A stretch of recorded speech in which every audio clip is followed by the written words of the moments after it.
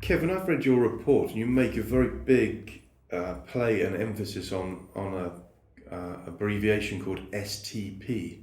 So what is STP and why is it important? Yeah, I think that's a really good question, Nick. The STP is straight through processing. It is perhaps the principal agenda of the commercial and investment bank after trading, which is once that trade is locked in or booked, yes, it's how that trade flows through the rest of the front office, middle office to conduct due diligence and compliance and etc.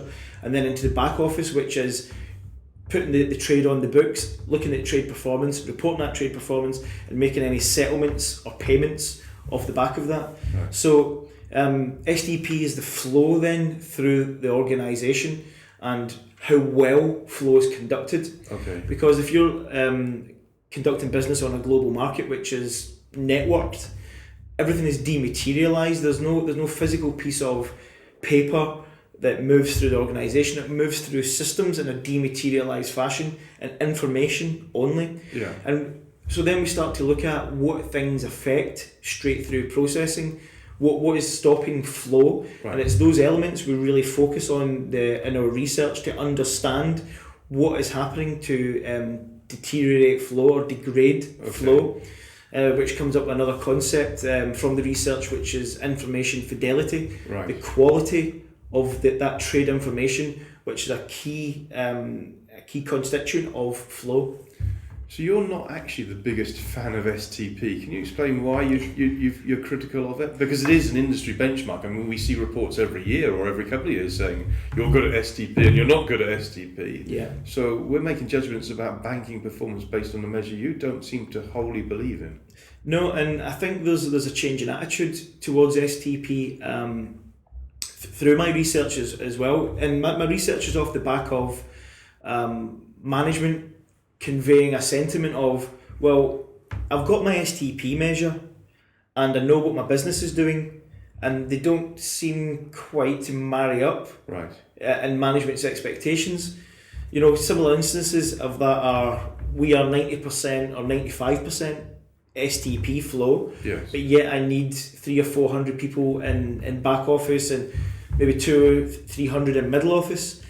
And you start to say to yourself, well, if I'm transacting 95% of my business without being touched, STP flow, yes. Then it begs the question, well, why do I need so many people in back office and middle office and administration functions, if not to repair trade flow? Right. So there's been an emergence of that sentiment in the market and from the industry in general to challenge the fit and practicality of STP to give them a good performance measure in which to make business decisions. So in terms of your less than ideal STP, and let's say it's 5%, so your 95% STP got 5% that isn't going right through first time, and that accounts for a lot of people. Does this mean we're employing a lot of people fiddling transactions to get them through our system? Fiddling is a good word to use. Enriching trade information may be another idea, because the fundamental system needs to process the trade, and if we've got a trade that falls out of it straight through processing, STP, that has to be investigated by an individual, right. A business analyst, etc., to understand why that trade has failed some particular piece of processing logic. Right. That investigation then may take minutes or even hours to understand what's went wrong with the economics behind that trade, and then go and find a solution to get the information required to enrich that trade, right, and then resubmit it to the virtual processing environment, and then for flow to continue. So there's that break, but there's also the time and effort and money and resource that is went on that manual intervention, right, to increase the quality, to increase the information fidelity, yes, to get it to a high fidelity level, which flow will then continue. Okay.